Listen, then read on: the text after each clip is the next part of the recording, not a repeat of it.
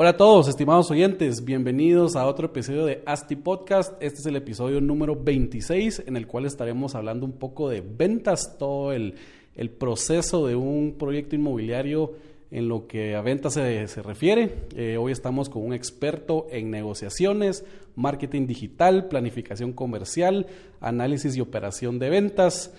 Un economista emprendedor que junto a sus socios han fundado la empresa más grande de asesoría comercial para proyectos inmobiliarios en Guatemala. El gurú de las ventas, César García. ¿Cómo estás, César? ¿Qué tal? ¿Cómo te va, Marco? Muchas gracias por la bienvenida y qué buen speech. Lo voy a copiar ahí. Cabal, te lo voy a dar. No, buenísimo. Gracias a vos por hacer el tiempo de estar por acá. No, un gusto compartir toda esta información con ustedes. Espero que les sirva de bastante. Seguro que sí. Pues como hablamos al inicio, el día de hoy vamos a hablar de ventas. Y entonces ustedes que están en el día a día, pues monitoreando todos los proyectos de sus clientes, decime, César, ¿cómo ven el mercado para este 2020? Mira, este 2020 es interesante, es un cambio de gobierno. Sí. Creo que eso va a influir mucho. Hay muchísimo optimismo en la calle. Creo que ahorita es el momento de la luna de miel con los nuevos gobiernos, y entonces el optimismo siempre juega un rol fundamental en todo esto, ¿verdad? Claro. Ahí sí que hay indicadores de motivación, ahí siempre hay algún par de indicadores que ayudan.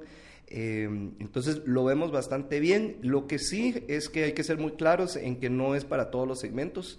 Los segmentos socioeconómicos más altos, hay una cantidad de inventario bastante grande todavía disponible. Y que viene también. Y vienen todavía algunos cuantos proyectos más. Sin embargo, sí he visto cómo varios de los desarrolladores ya entraron en vista de esto, cambiaron sus estrategias. En modo cambio de enfoque. Correcto, y se pasaron ya a segmentos, llamémoslo así, no necesariamente más bajos, pero sí de un estrato medio. Claro. E inclusive comienza a ser interesante ya que hay varios desarrolladores empezando a hacer estos intentos de probar con los movies, sí.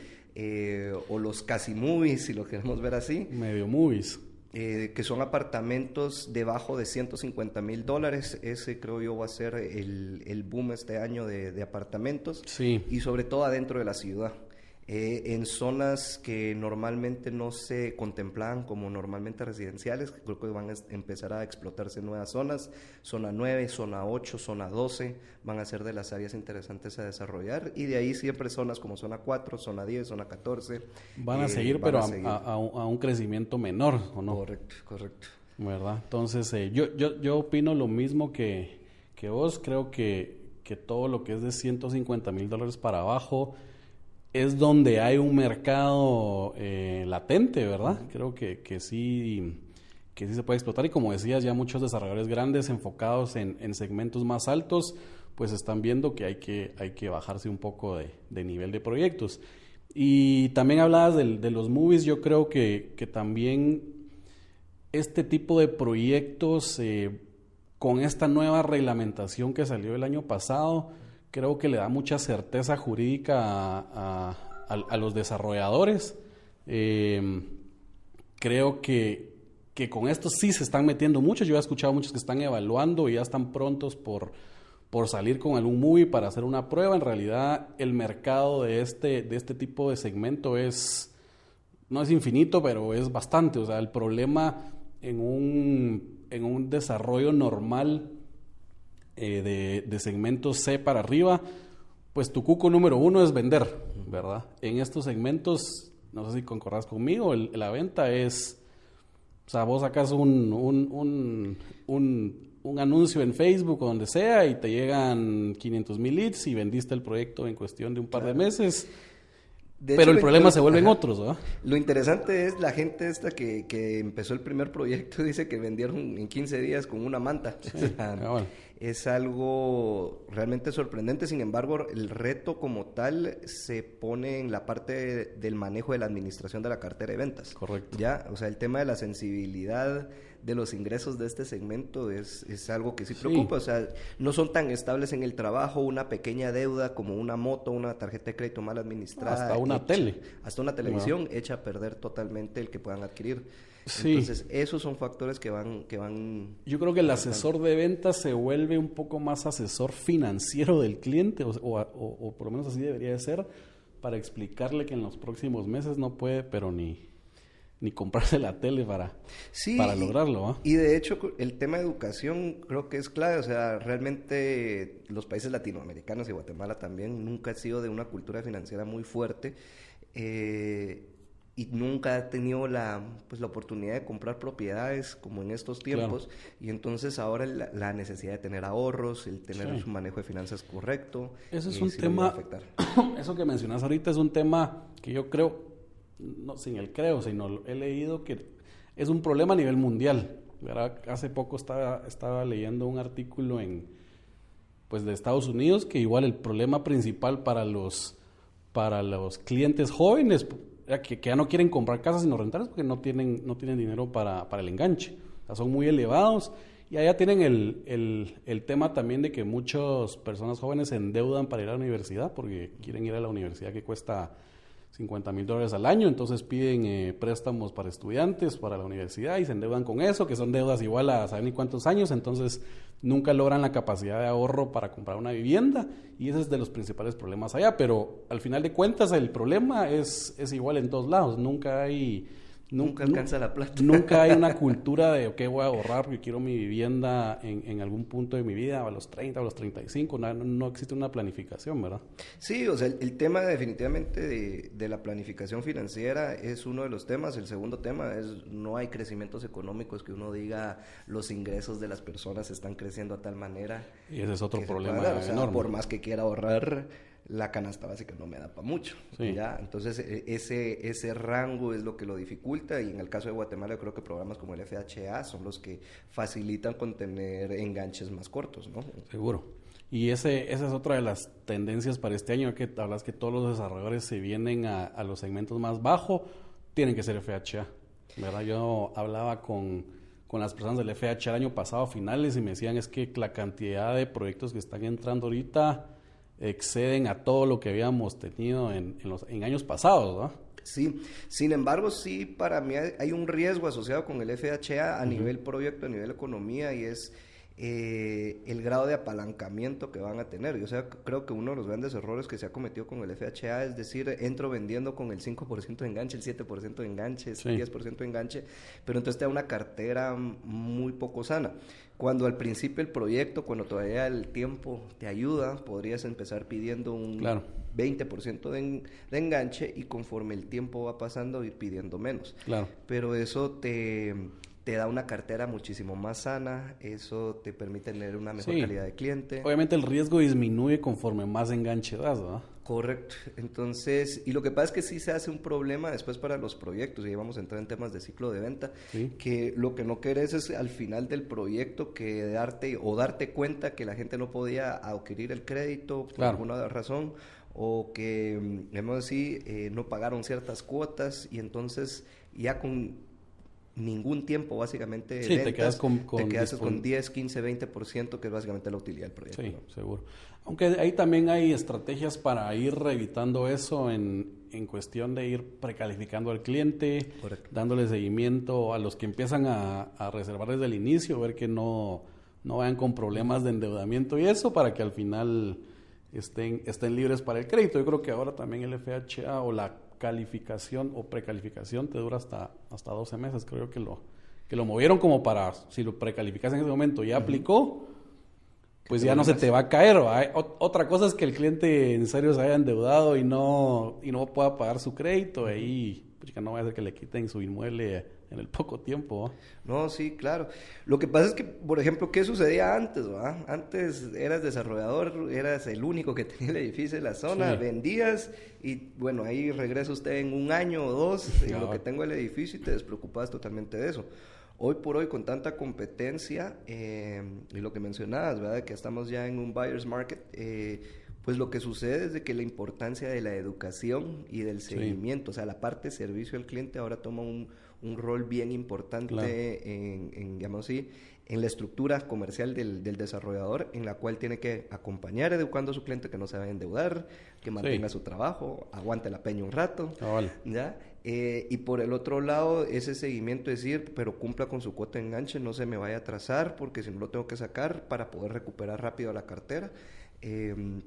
Y sobre todo de no tener, digamos, desistimientos a última hora, ¿no?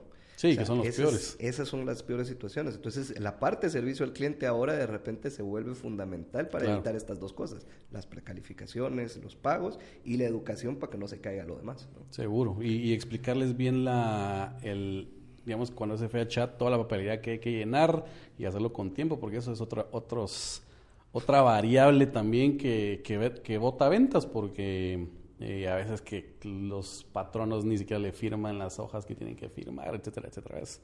Fíjate que eso fue bien interesante. Hasta que uno no lo vive en carne, no entiende lo difícil que es eso. Recientemente alguien en la oficina adquirió casa y entonces me tocó a mí que llenarle toda la papelería.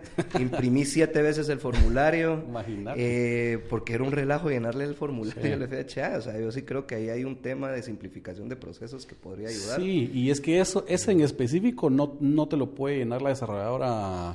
No, tiene que ser uno. Ese sí tiene que ser la empresa. Todos los demás pueden ir llenos y por firmas nada más, pero ese específicamente tiene que ir por el patrón. Sí, o sea, me tardé 2 días en llenarlo. Ya está así como que, mire, llénalo usted y me lo trae, yo se lo firmo. Sí, pues seguro. Que muchos deben de ser así, va solo revisarlo al final. Buenísimo. Pues entonces hablaste un poco también del ciclo de venta de un proyecto. Al final un desarrollo inmobiliario pues empieza en la parte de investigación. El desarrollo investiga si hay un mercado, una conceptualización de proyecto. Cuando ya pasa esa etapa de factibilidad, digamos, pues pasa a una etapa de planificación. En algún momento de esa planificación salen a vender, ¿verdad? Muchos tienen la costumbre de salir a vender antes de obtener licencia. Otros pues esperan a tener licencia por tema de riesgos. Yo soy más de la opinión que en el momento en que me siento cómodo con que las distribuciones o el proyecto ya no va a cambiar, me siento cómodo de salir a vender, que es prácticamente 4 meses antes de obtener una licencia de construcción ya, pero bueno, cada quien decide. Contame ustedes que manejan todo el tema comercial de proyectos desde el día 1, o ¿cuándo empieza la labor de ustedes en un proyecto inmobiliario? Nosotros realmente pues hemos empezado en diferentes fases de los proyectos, pero el momento donde más valor nosotros hemos aportado es ese momento previo al lanzamiento de las ventas, ¿ya? Aproximadamente unos 4 a 5 meses previos del lanzamiento del proyecto. ¿Por qué? Primero que todo es el tema de toda la planificación comercial. A veces, por ejemplo, estando en la maestría fue donde yo realmente terminé como de comprenderlo, porque nos entregaban los modelos financieros de varios proyectos y lo único que mirábamos en la parte de ventas era, bueno, empezamos en el año 1 y terminamos en el año 2, tenemos 24 meses, 60 unidades, 60 partido 24 y ahí pues, tu línea recta de ventas, ¿no? Claro. Y con eso tiraban toda la proyección financiera. Pero la realidad de las cosas es que eso no se comporta de esa manera, ¿no? Sí, pues. Y luego cuando mirábamos, por ejemplo, los estudios de mercados, que no es por desacreditarlos, pero yo creo que hay ciertas cosas cuando vemos estos reportes de absorciones de mercado, que al final del día lo que te están dando es un promedio. O sea, ellos te traen una foto del momento en que hicieron el estudio. Sí, pero por ejemplo entonces vienen y te dicen, mira, la tasa de absorción del mercado son 4 unidades. Pero eso lo que están haciendo es que agarran todas las ventas dentro del tiempo que lleva el proyecto. Correcto. Y entonces te da un promedio, que es lo mismo que haces en la planificación financiera. Lineal. ¿Ya? ¿Qué es el problema con esto? Que realmente al principio del proyecto vos podés pedir casi el doble de ventas y lo necesitas, digamos, y llegar a ese doble de ventas, porque luego en los meses siguientes, sobre todo en las fases finales, las ventas se van muy, muy por debajo de esa meta. Claro. ¿Ya?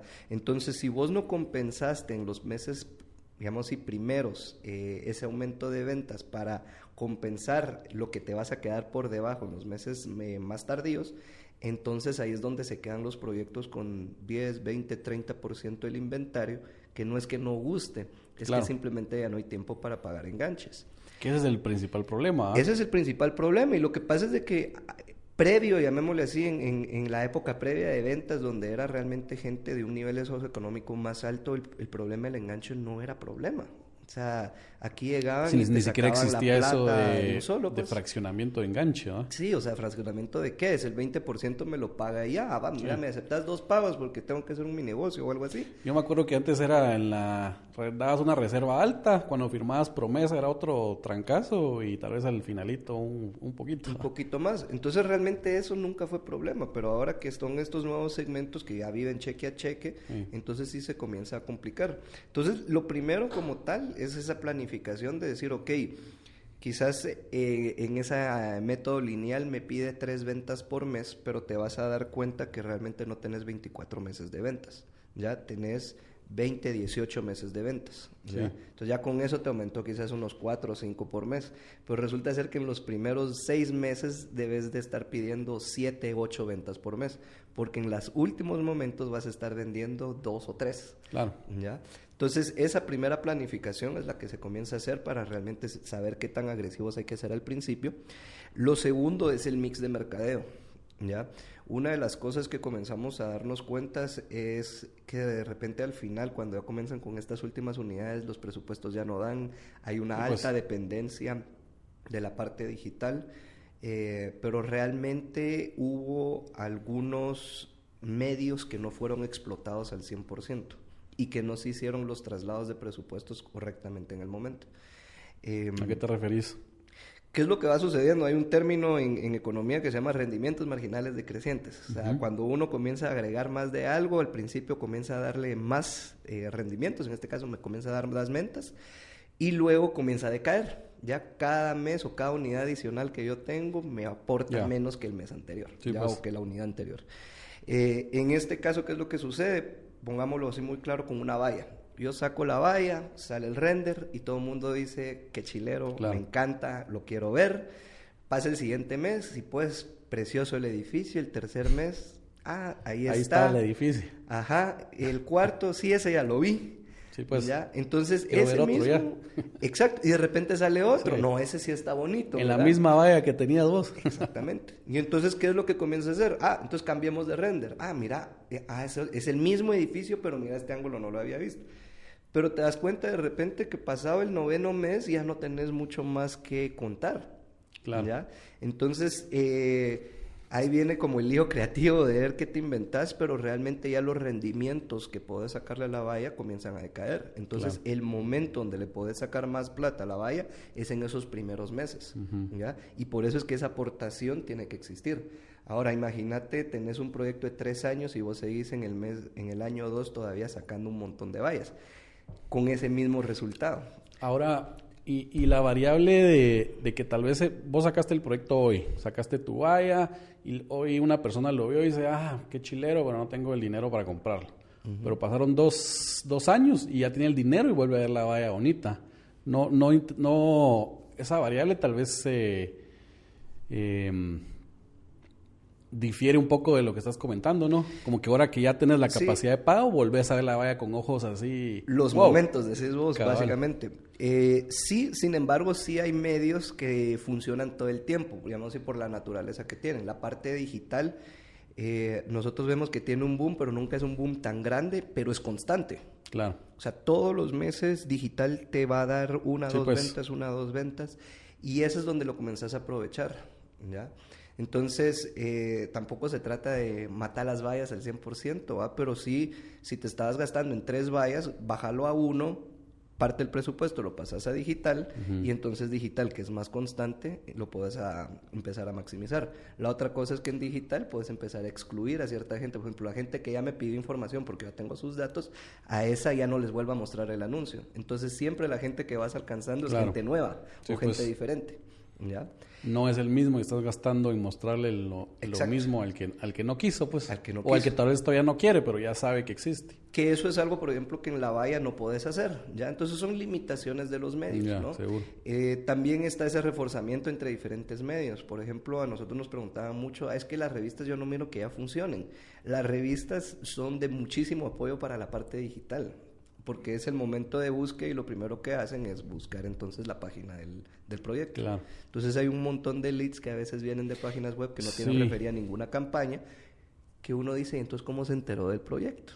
y realmente es porque alguien vio el nombre del proyecto, se fue a buscar en internet, encontró la página y así de. Y es difícil medir, y por eso es que decís vos que la gente piensa que las revistas no sirven, porque la gente siempre dice lo vi en Facebook. Correcto. Pero probablemente te vio en otro lado. Obviamente ahora la primera búsqueda es Facebook o Google, y por ahí entraron, y si captaste lead por ahí, pues tu CRM y todo marcó que entró de medios digitales, pero tal vez te vio por otro medio primero, ¿verdad? Correcto. Entonces, al final del día, ¿qué es lo que vamos empezando a ver? Independientemente del tipo publicitario, aplica esta ley económica que es rendimientos marginales decrecientes. Entre más te muestro de algo, cada vez funciona menos. Claro. ¿Ya? No es porque no sea creativo, no es porque no sea nada, simplemente así es. Es Ya como es la teoría. si tú a tu esposa, a tu novia la llevas al mismo restaurante todos los días, la primera vez te va a decir te amo y la última vez te va a decir y a usted no se le ocurre algo nuevo. Claro. Y uno dice qué malagradecida, ¿no?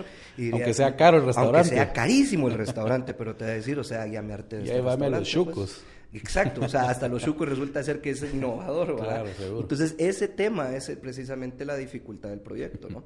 Entonces, al principio sí por eso se puede solicitar una cantidad de ventas más altas, ¿ya? Aunque el mercado te diga, mira, la absorción son 4, ok, quizás no te voy a pedir 25, pero sí te voy a pedir entonces 8. Claro. ¿Ya? ¿Por qué? Porque ahorita me da la oportunidad de poder hacer ese efecto. En meses posteriores, más adelante, no me va a dar esos rendimientos. Y eso que también al inicio tenés precios menores a lo que vas a estar subiendo, ¿verdad? Y eso es lo que comienza a suceder precisamente. Entonces, ¿qué sucede? O sea, porque a nivel producto también va cambiando. O sea, una de las cosas que hablábamos en la charla era la diferenciación del producto como tal de los edificios cada día se vuelve más difícil. ¿Ya? Yo miro siempre 3 factores: la arquitectura, tanto exterior como interior, la ubicación como tal y el precio. Sí. Arquitectónicamente, a menos que hagas algo demasiado atrevido, una Zaha Hadid y demás, se vuelve difícil, ¿no? Yo creo que las ciudades tienden a concentrarse en cierto tipo de arquitectura. En la ciudad de Guatemala es ladrillo, ¿no? Claro. ¿no? Sí. Luego las ubicaciones, o sea, la ubicación creo que es el primer análisis que ustedes hacen a la hora de desarrollar un proyecto, sí. Y es, ok, media vez la zona haga sentido, la gente va a querer ir. Y tercero es, que hay un montón de gente construyendo en esas mismas ubicaciones, con sus diferencias y con casi una arquitectura similar, más vale que el precio haga sentido. Entonces el factor precio comienza a afectar grandemente. Entonces los proyectos se vuelven difíciles de diferenciar, pero una situación que sucede es que el proyecto pierde diferenciación en el tiempo, aunque todo lo demás permanezca constante. ¿Y por qué? Por el factor financiero, ya que es el factor de pago de enganches, y esto aplica principalmente para los segmentos de clase media, que son los que hablábamos que vienen viviendo de mes a mes.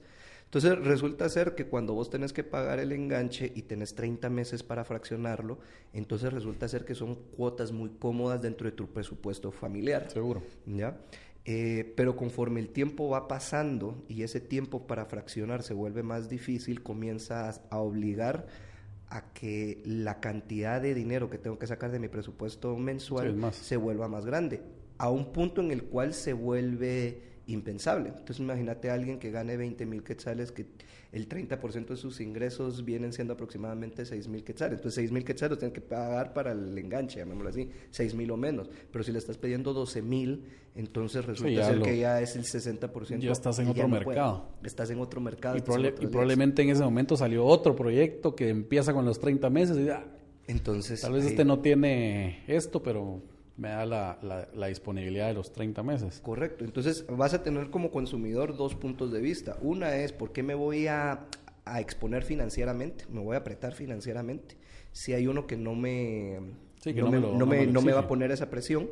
Y por el otro lado es, si tengo esta plata, entonces tengo la posibilidad de entrar a un proyecto de un nivel socioeconómico más alto. Claro. ¿Por qué no voy a comprar algo mejor? Sí, pues. Entonces, eso es lo que comienza a hacer que el proyecto se vuelva menos atractivo, no porque no guste, porque no tenga buena ubicación, porque el precio final no haga sentido, porque la cuota financiada de 30 años o 25 años va a seguir igual. Claro. Pero esos 2 años que tenés de fraccionamiento te alteró totalmente el ticket de entrada. Claro. Y ese precisamente es el reto a nivel tiempo que tenés que luchar. Por eso es que al principio tenés que solicitar muchísimas más ventas, porque posteriormente no va a suceder. ¿Quiénes son las personas que pueden llegar a alterar este comportamiento? Los inversionistas. Ahora, sucede algo interesante. ¿El inversionista en qué momento se quiere meter? Normalmente se quiere meter al principio. Sí. ¿Ya? Entonces ahí es donde, digamos, si ese segmento que no le afecta a esas variables porque te lo paga de un solo, normalmente aprovecha al principio. Seguro. Porque tenés mejores precios, Sí. tenés las mejores unidades con las mejores vistas, con las mejores distribuciones, y entonces te van quedando huesitos al final con dificultades de enganche, con dificultades de producto como tal, y entonces eso es lo que hace que comiencen a decaer las ventas, ¿no? ¿Y de qué manera ustedes han propuesto solventar este problema?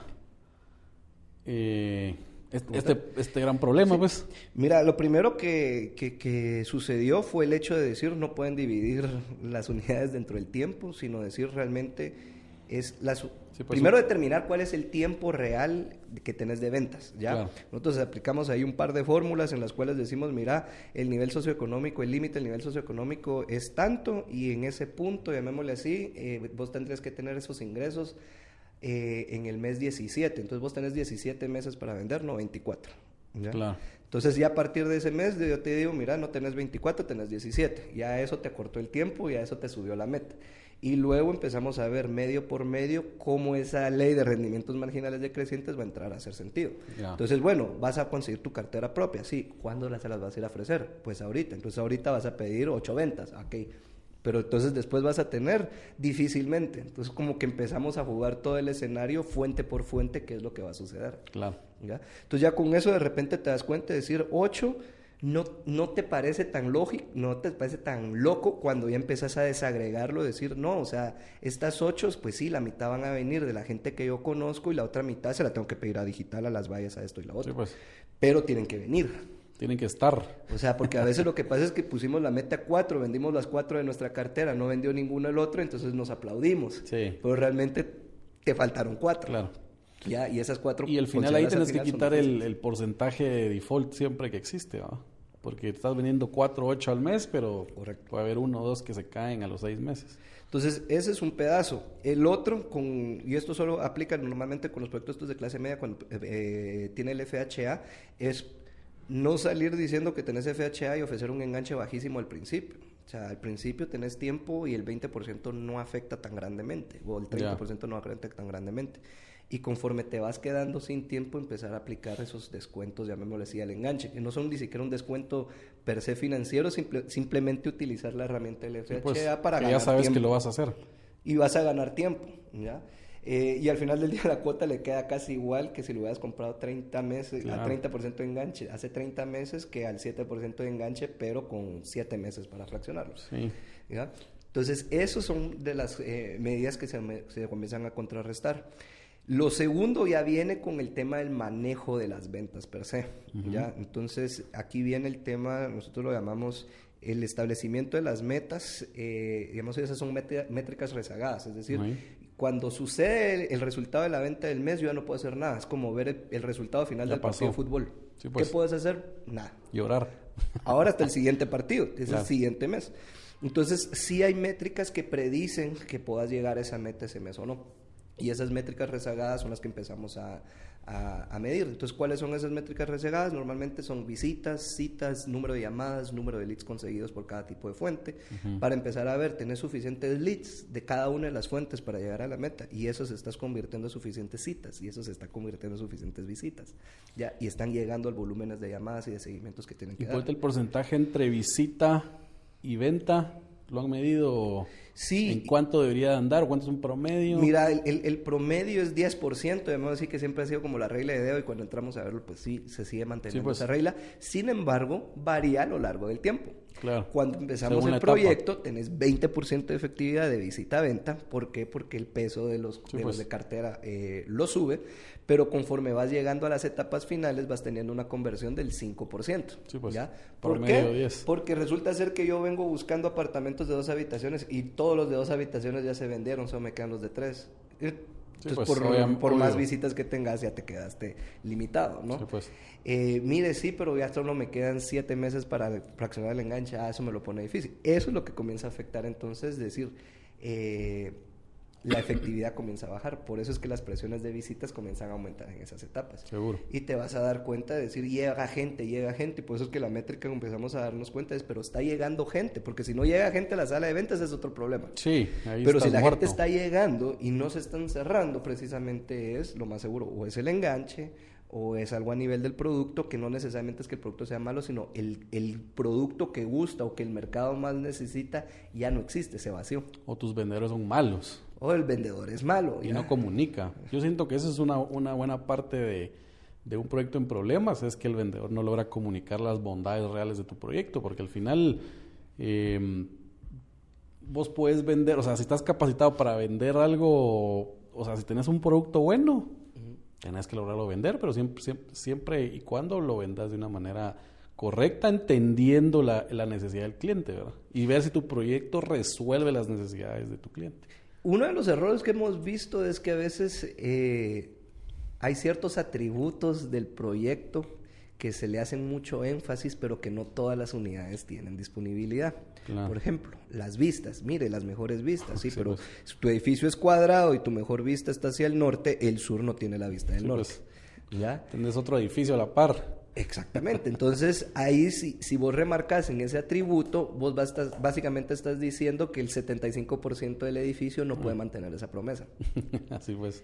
Entonces, esas cuestiones, si no se atacan en la comunicación del proyecto, comienzan a afectar. Claro. ¿Ya? Porque entonces te dice, yo quiero la vista al bosque. Sí, nuestra vista al bosque, porque el bosque, y resulta ser que pues solo hay una cara del edificio que ve el bosque. Sí, pues. Y entonces los otros edificios, eso no es el producto que usted me está ofreciendo. Claro.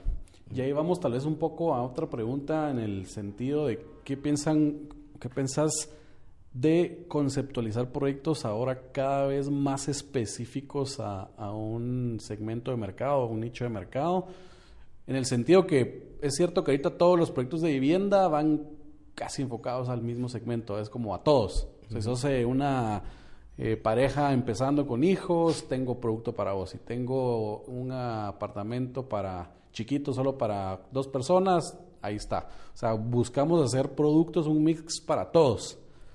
Pero ¿qué tan necesario es empezar a hacer ya productos de, solo voy a hacer apartamentos, no sé, de 30 metros cuadrados, si estoy en una zona que puede ser para Airbnb, o buscando un nicho así como deportistas, ¿verdad? Un edificio solo para deportistas? ¿Qué piensas de eso?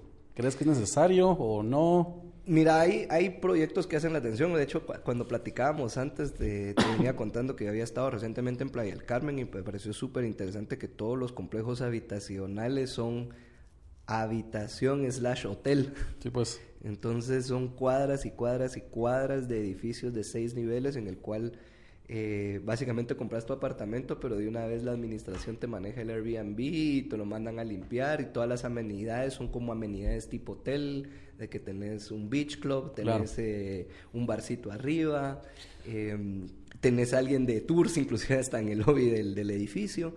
Entonces yo creo que sí hay ciertos nichos donde eso se vuelve interesante.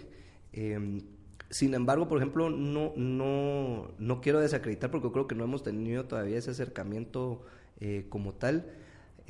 Cuando hablamos con ciertos estilos de vida, al final del día, pues la gente cambia de estilos de vida. O sea, yo hoy estoy soltero, mañana puedo estar casado. Hoy me interesa parrandear, mañana me interesa estar con mi familia. Sí, pues. Esa parte, llamémosle así, no he visto yo cómo va afectando, ¿ya? Y yo lo pondría solamente como un gran question mark, y si alguien se quiere animar, pues que nos invite. Yo quiero aprender cómo nos va. Pero creo que sí en ciertas cosas, como lo que mencionaste del tipo Airbnb, tipo inversionistas, claro, que son algo más no tan relacionado como a estilos de vida, llamémosle así, puede ser que sea interesante. Sí, pues la verdad es que es muy cierto que sí, es que los estilos de vida son pasajeros, dependiendo también de tu etapa de vida en que estás, ¿verdad? Porque si vos querés comprar... Yo creo que en mercados más grandes sí sucede mucho el sentido de que vos no compras hoy pensando en tenerlo 25 años. O sea, compras hoy porque es tu necesidad de los próximos 5 años, pero en otros países estás trabajando en una empresa, digamos en Nueva York, el otro día te mandan a Los Ángeles y tenés que ver qué haces, ¿verdad? Entonces sí, como que el mercado guatemalteco pienso yo que también o sea, no es grande como para que la mentalidad sea esa, sino la compra de una vivienda sigue siendo, ok, compro esto y va a ser... Y son mis próximos 25 años donde yo voy a vivir. Entonces sí... Eso puede afectar ciudades quizás más cosmopolitas, claro. Donde vos decís, bueno, yo vivo aquí 5 años, después me voy porque este es el bachelor pad, sí. Y entonces entra otro montón de gente de afuera que está viendo buscar un apartamento de soltero porque se mudó. No, y la misma cultura los va diciendo que vos empezás a trabajar, salís de la universidad, empezás a trabajar y vas a ser roommate de alguien. Uh-huh. Y después vas a pasar ya a la etapa donde ya tenés tu propio lugar, pero es chiquito. Después haces familia y ya buscas algo más grande. Después una casa. Después pasas a un second home, ¿va? Y fíjate que ahí tomaste un tema bien interesante. El tema de los roommates. Uh-huh. Yo creo que ese es un factor es un mercado bien interesante. Seguro. Porque es para el inversionista. Esa persona... Hoy por hoy todavía es un nicho muy pequeño, pero es un tema muy cultural. Ahora normalmente pensamos que el tema cultural, no sé, como que pasan las décadas y los años y los siglos para que se cambie la parte cultural. Pero sí hay una influencia, llamémosle así, que yo creo que debería de venir de parte de todo el mundo, decir, ok, independízate, ¿ya? Claro. Pero también hay que hacerlo algo viable financieramente para seguro, toda esta gente, pues, o sea... Toda esta persona arriba de 25 años a 35 años, 30 años, ellos son los principales rentadores, ¿ya? Entonces las configuraciones... Nunca he visto una campaña de mercado que diga, pásate con tu roommate.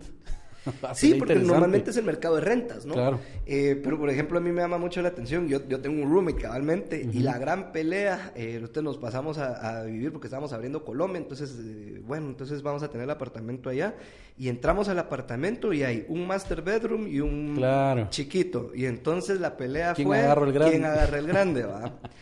Y entonces te das cuenta que a veces si no tenés eso, o sea, si lo estás haciendo un proyecto cuyo enfoque va a ser inversionistas para rentas posteriores y normalmente van a ser roommates, entonces no hace sentido tener master bedroom y bedroom. Pero ya hay varios proyectos que sí buscan esta distribución de que la sala está en medio. Correcto. Y tener los 2 cuartos a la par. Entonces ahí sí que igual para todos. Exactamente, pero eso se vuelven configuraciones, llamémosle así, que sí son claves para el mercado de alquileres, pues. Seguro, tenés que tomarlo en cuenta. Entonces, sí, eso no me había fijado, pero sí, sí es clave. Seguro. Buenísimo, pues mira, también te quería preguntar de toda la fase de venta de un proyecto, desde planificación comercial que estabas hablando, hasta salir a la venta, la operación de estas ventas, ¿cuáles son los errores más comunes que has visto de un desarrollador? Ok, uno es no capacitar en el producto a los vendedores. ¿Ya? O sea, eso es lo que hablábamos, que el vendedor ni sabe qué es lo que está vendiendo. O sea, sabe que está vendiendo un apartamento de 70 metros cuadrados, pero no sabe las bondades en sí del edificio, ¿no? Sí, y aquí es como los libros de ventas, ¿verdad? Primer paso para usted poder vender, creer en su producto. Claro. Entonces, si el vendedor solo dijeron, mira, es un buen edificio, pero dentro de él todavía no se lo cree, o dice, pues sí es chido, pero no sé si es el mejor. Entonces, parte de ese entrenamiento es explique, el dueño, o sea, no puede ser ni siquiera el gerente de ventas, el dueño, el conceptualizador del proyecto, les tiene que vender a los vendedores el proyecto. Sí, pues, y eso involucra inclusive llevarlos a la competencia y decirle, mira, en este proyecto quizás nos ganan por este factor, pero nosotros les ganamos por este y este y este.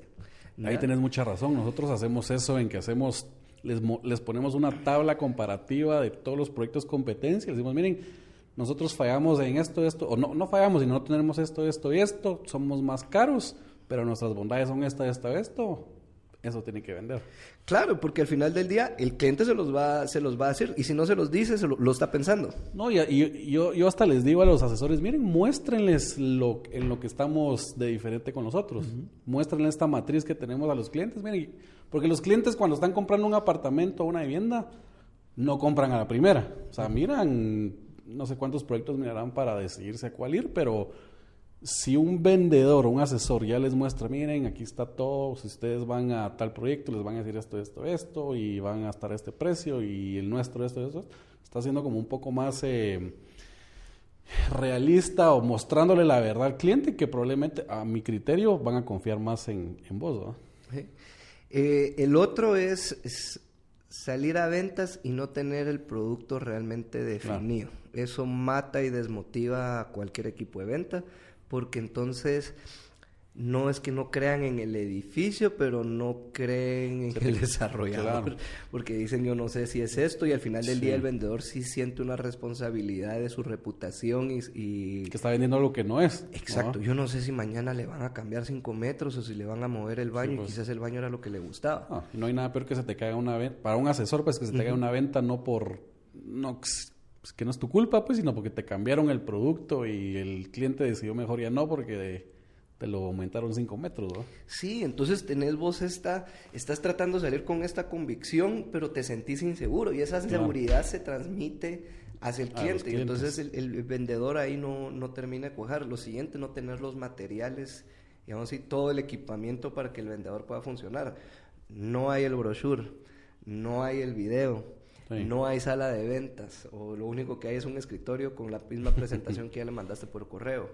Sí, pues, si todos esos elementos no hay una experiencia de venta, digámoslo así. Exactamente, si todos esos elementos están rotos, llamémosle así, entonces le comienza también a complicar. Claro. Hemos visto salas de ventas donde no hay internet, o sea, cosas tan sencillas como eso, no hay una impresora para poderles imprimir ¿cómo se llama? Debe haber un kit básico para venta de un proyecto inmobiliario, internet. Inclusive las mismas computadoras, ¿no? O sea, las pues. computadoras y los celulares, a veces quizás ahí viene mucho de que como vienen de fuerzas de ventas independientes, pues entonces no es responsabilidad mía que si tiene buena computadora, mala computadora, nos encontramos se le traba ahí. Unas computadoras del año del caldo y horribles, y después les falla el internet y encima de todo se tienen que compartir esos internet. No, plano, no hay nada peor que un cliente viendo eso, ¿eh? Entonces eso transmite muchísima inseguridad. Entonces, no, y pero si estás vendiendo algo que cuesta $1,000,000 de pesos, pues. Correcto, entonces téngale su computadora, téngale su celular bien puesto, que todas esas excusas desaparezcan, porque lo que pasa es que la falta de resultados, lo primero que va a salir a relucir es en esas excusas. Sí, pues. ¿Por qué no vendieron? Porque no tengo sala, porque no tengo internet, porque no tengo computadora, porque no tengo el cotizador, porque no me han dado los renders finales, porque no me dicen si este es el que tengo que vender. Mira, y ahorita que ustedes han ido a Colombia, han visto ese mercado, para un apartamento, digamos, ¿el modelo sigue siendo obligatorio? ¿O ya ha ido un mercado más grande pensando en que ya puede ser cambiado por algo VR y todo esto, o sigue siendo necesario algo físico para que la gente lo vea? Sigue siendo obligatorio la parte física. Okay. ¿Ya? Sobre todo, creo yo, la parte de ahorita que los apartamentos, porque normalmente se miran esos apartamentos de 150 metros de la zona 14, 200 metros, entonces tenías casi que una casa metida en el edificio, ¿no? Pero ahora que las configuraciones son 40, 50, 60, 70 metros, entonces se sienten lo que ellos le dicen es que es un huevito de tamaño, ¿no? Claro. Entonces el apartamento modelo juega parte importante en todo esto, ¿no? De decir, seguro. mire, o sea, los 70 metros... Para entender los espacios, ¿no? De ese el viaje, ¿ya? Que puede jugar en contra o a favor, porque si realmente lo configuraron mal y se siente apretado, ahí mismo te metiste el plomazo en el pie, seguro. ¿Ya?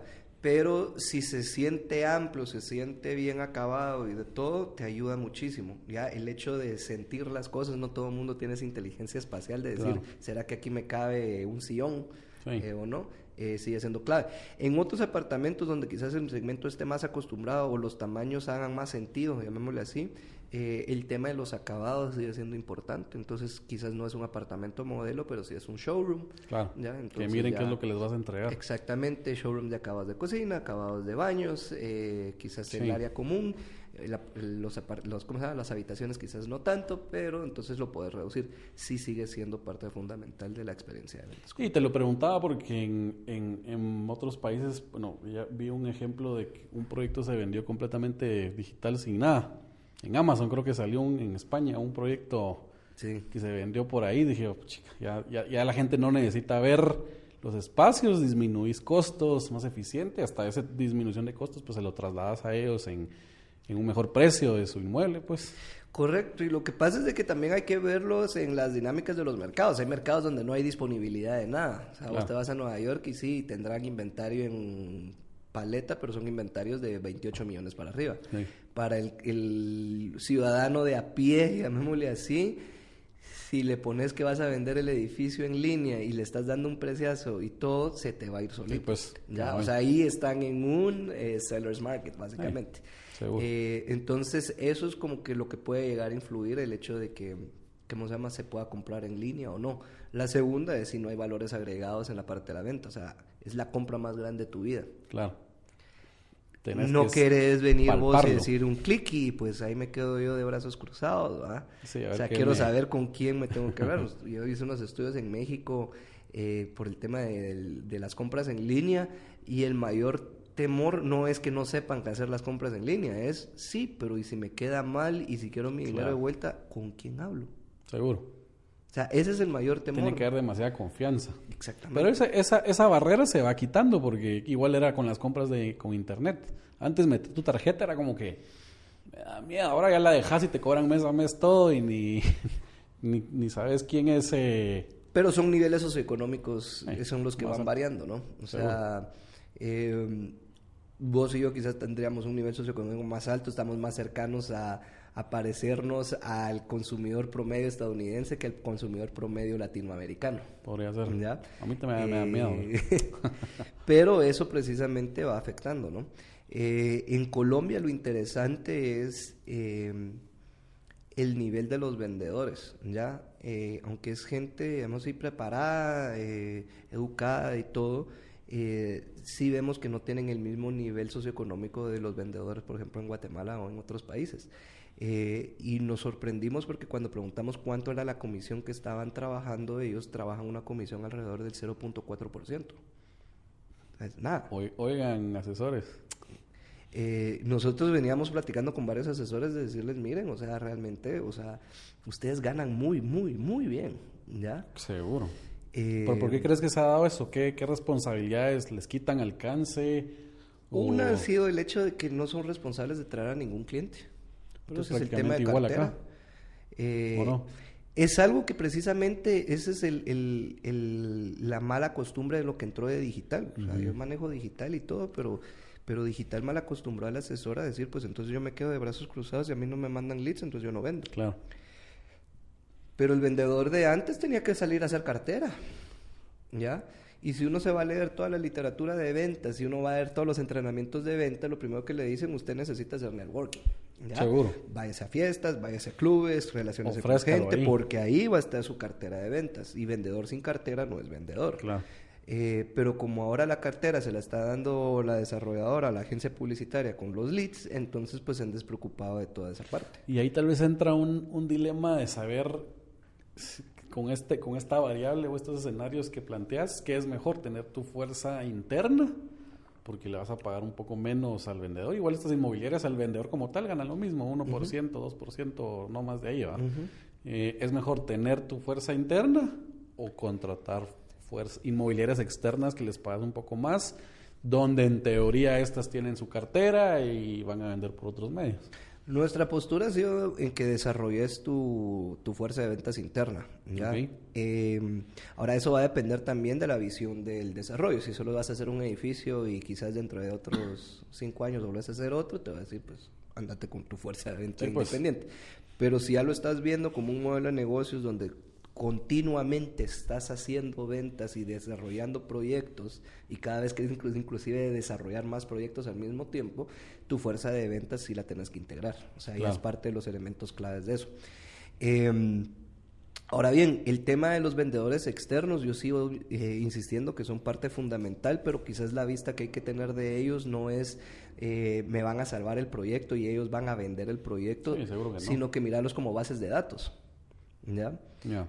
Los mismos corredores, cuando nosotros hemos platicado con ellos, es decir, es que yo a veces no tengo tampoco la capacidad de vender todo el proyecto. O sea, muchos tienen quizás carteras muy grandes y otros tienen carteras medias y chiquitas. Claro. Entonces es agarrar a cada corredor y verlo como una fuente de mercadeo más. Entonces decís, bueno, entonces yo voy a tener 3, 4 corredores, aquí están sus materiales, llevan a su base de datos, ofrézcanlo y por eso es que te voy a pagar 4% de comisión de un solo. Ya dentro de la desarrolladora, de la corredora, pues se arreglarán entre el dueño y los corredores como tal. Sí, pues. Pero sí siguen siendo importantes. Sin embargo, sí la fuerza de ventas interna es necesaria. Clave. ¿Por qué también hay un set de incentivos ahí que comienzan a afectar? Este mismo ciclo de venta del proyecto, cuando vos metes a todos los corredores externos, se van a dar cuenta que es bien fácil vender. Entonces, por eso es que comienzan a darse todo este montón de ventas. Uh-huh. Pero cuando comienzan a decaer los resultados de ventas y entonces los ingresos de ellos empiezan a menguar, entonces se vuelve bien fácil de que alguien más les ofrezca otro proyecto y entonces adivina quién es la prioridad ahora para vender. Sí, pues. El proyecto que esté en la fase nueva. Claro. ¿Ya? Y entonces para vos se te hizo todavía más difícil y te metieron en un hoyo más grande. No es por mala gente ni por falta de ética, es simplemente un incentivo de negocios. Yo tengo que vender y tengo que vivir, vivo cheque a cheque. Entonces, si tu edificio ya no se vende, pues yo vendo el edificio que sí se vende. Así de sencillo. ¿Ya? Y yo creo que sería muy ingenuo de parte de los desarrolladores creer que entonces por eso lo van a lograr. Claro. Entonces, ahí es donde la fuerza de venta interna te comienza a ayudar, porque entonces vos sí le puedes exigir constantemente que el proyecto se venda al 100%, ¿no? ¿Y ustedes promueven que la fuerza interna tenga un salario base más comisión o puro comisión? Variabilizado todo. Mira, yo creo que hay un tema... va a depender un poco de cómo empezó el vendedor. Yo te diría sí tiene que tener una base. Okay. ¿Por qué? Porque hay ciertos gastos que necesitas al principio en lo que entran pues las comisiones. Yo te diría, ¿en qué basaría el que se pague la base o no? ¿En cuál es la estructura de pago de comisiones? Si la comisión se las pagas 80%, 70% upfront en el momento de la firma, ok, entonces estás pagando muy bien. Entonces quiere decir que si ustedes hacen venta, se acaban de meter $10,000, $2,000 de un solo. Sí.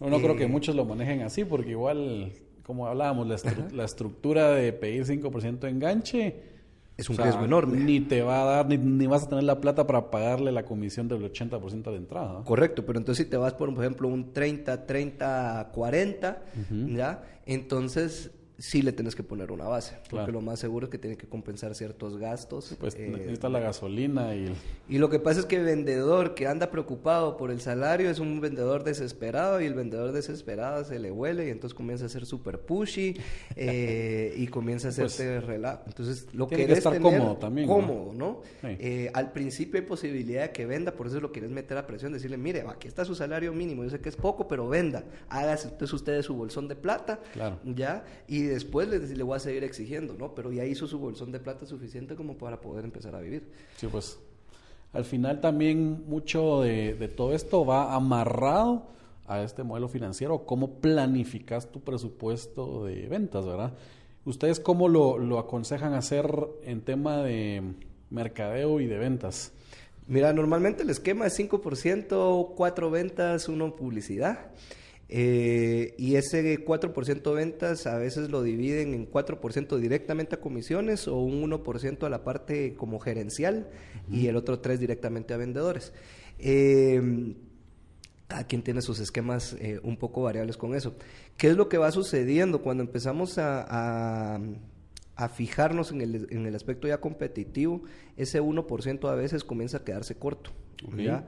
¿Por qué? Porque, digamos así, a mayor competencia, mayor precio, o sea, los costos publicitarios siempre se aumentan en cualquier industria, ¿no? Yeah. Entonces, hay veces que dependiendo de la naturaleza del lead, llamémosle así, uh-huh. Del esfuerzo, sí estamos empezando a recomendar que se diferencie entonces la comisión, ¿ya? Okay. Por ejemplo, ¿qué es lo que hemos empezado a ver? Si son de cartera, o sea, es que el vendedor gestionó desde el obtener al contacto hasta cerrarlo, tiene muchísimo más mérito que si yo te tuve que conseguir a la persona y llevártela y ponértela. Claro. ¿Ya? Entonces esa es una diferenciación que sí puede hacer. Y esa diferenciación da muchísimo recurso para la parte publicitaria, ¿ya?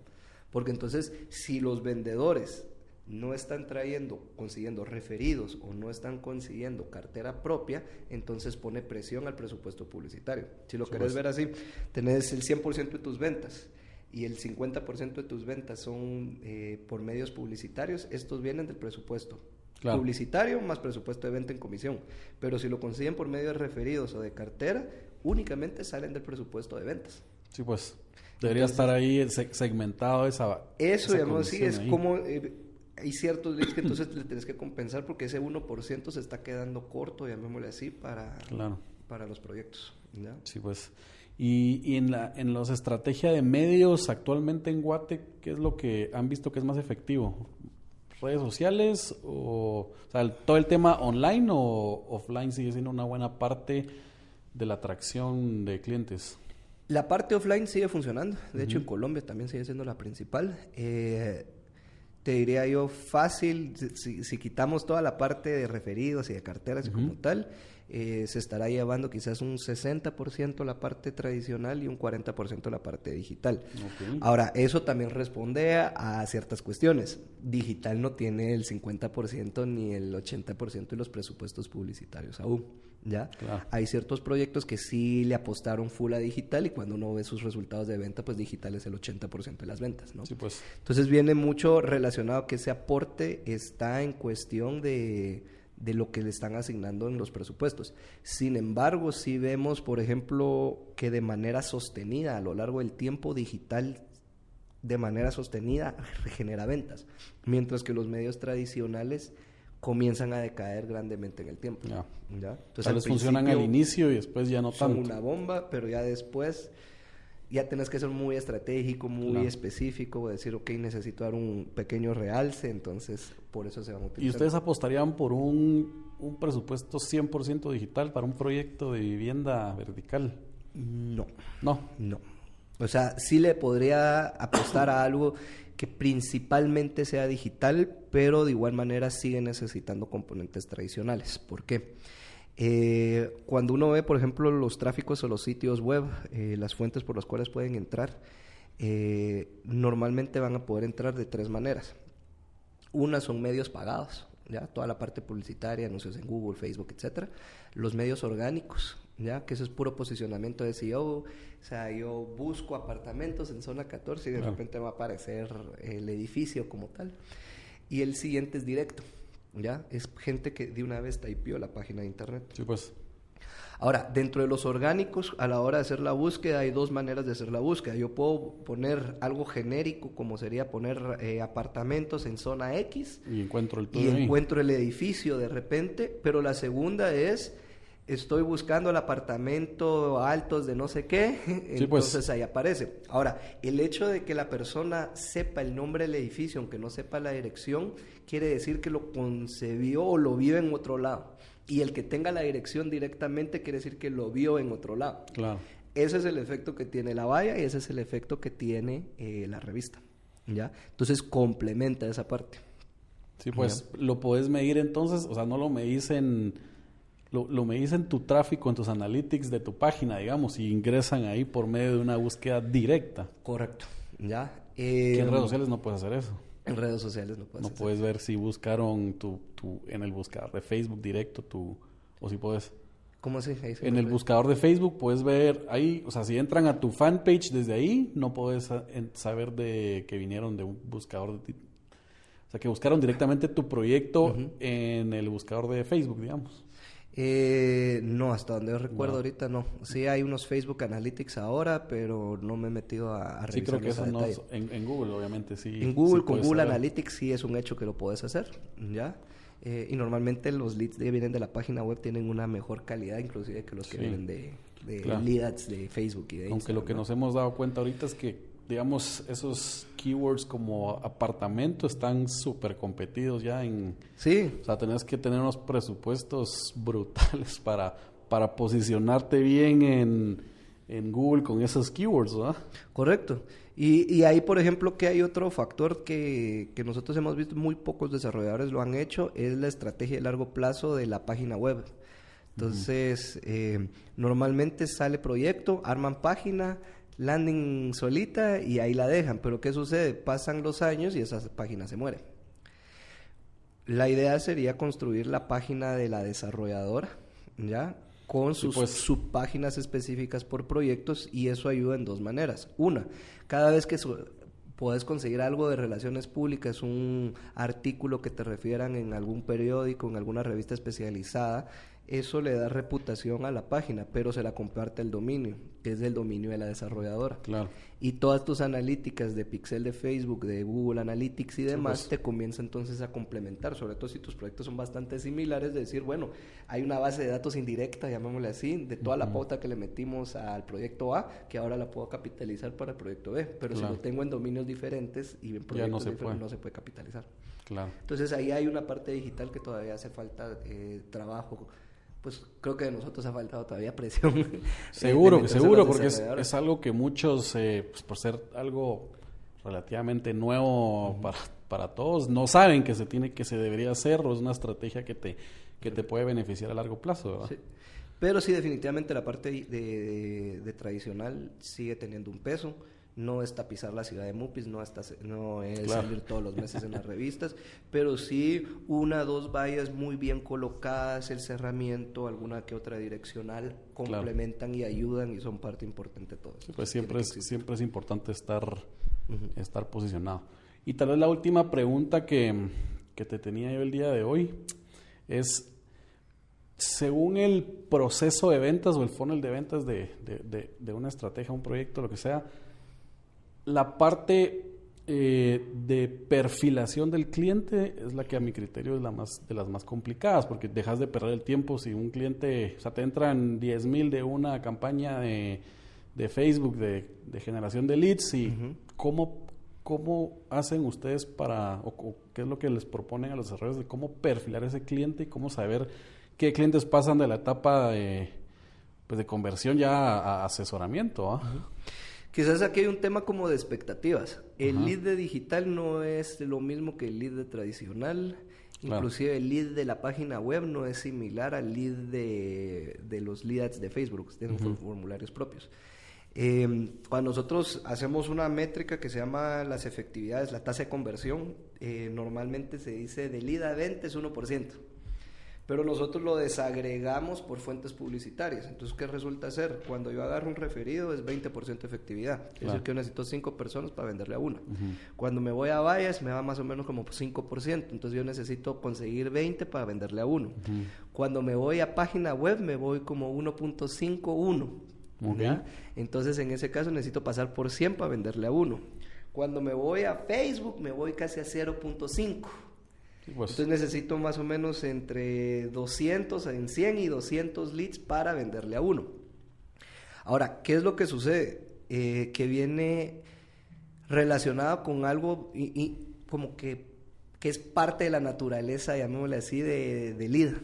Cuando vos conseguís un referido, es alguien que ya te lo trabajó alguien hasta cierto punto. Ya viene recomendado, hablado, visto. O sea, por eso es que el cierre es más fácil. ¿Ya? Sí, pues. Cuando vos ves una valla, por ejemplo, ¿qué significa para un cliente solicitarte información si lo vio por una valla? Significa parar, ver, anotar, tomarle una fotografía al número de teléfono o a la página como tal, o bien hacer el tiempo de una vez de darme la vuelta y meterme a la sala de ventas. Entonces requiere de muchísimo esfuerzo de parte del cliente. Seguro. Por eso es que el nivel de interés es más alto. Sin embargo, cuando te vas a lo digital, imagínate a alguien a las 2 de la mañana tirado en su cama, pasando todo el día de su Instagram y de repente... dándole swipe, puro zombie. Así digo yo que son todos zombies. Todos están así, ¿no?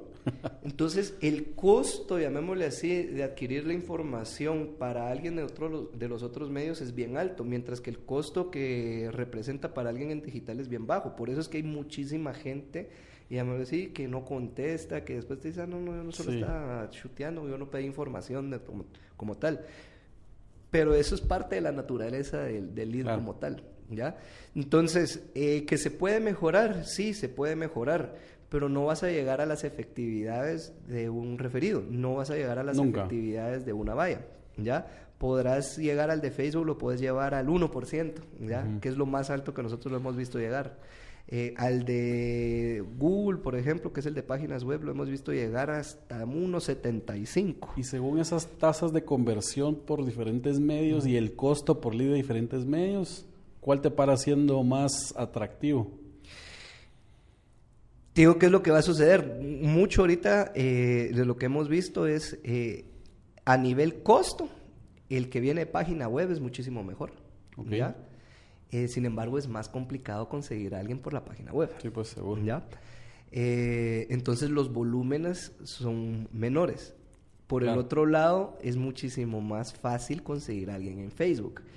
Pero resulta ser que tenés que trabajar muchísimas más y mucho más trabajo, más vendedores, porque tenés leads un montón de leads que necesitan seguimiento. Correcto. Entonces, ¿qué es lo que hay que tener ojo? Nosotros tenemos un criterio y desarrollamos unos indicadores de mal segmento. Entonces, cuando decimos mal segmento, es alguien que no cumple con los ingresos mínimos necesarios para comprar en el proyecto.